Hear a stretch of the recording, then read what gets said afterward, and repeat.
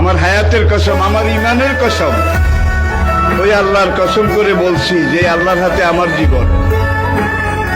বর্তমান ফিলিস্তিনের যুদ্ধ শেষ হবে, ইমাম মাহাদি এসে যাবে।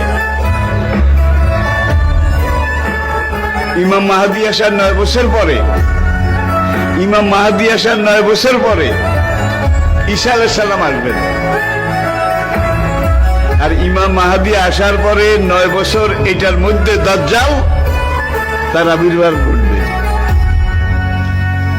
এমন সময় আমি আপনাদের সাথে কথা বলছি, হাদিসের ভাষ্য অনুযায়ী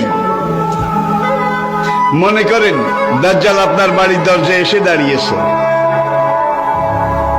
এমন সময় আমি আপনাদের সামনে কথাগুলো বলছি, যেই সময় মনে করেন ইমাম মাহাদি আপনার ঘরের সামনে এসে দুয়ারে কড়া নাড়তেছে।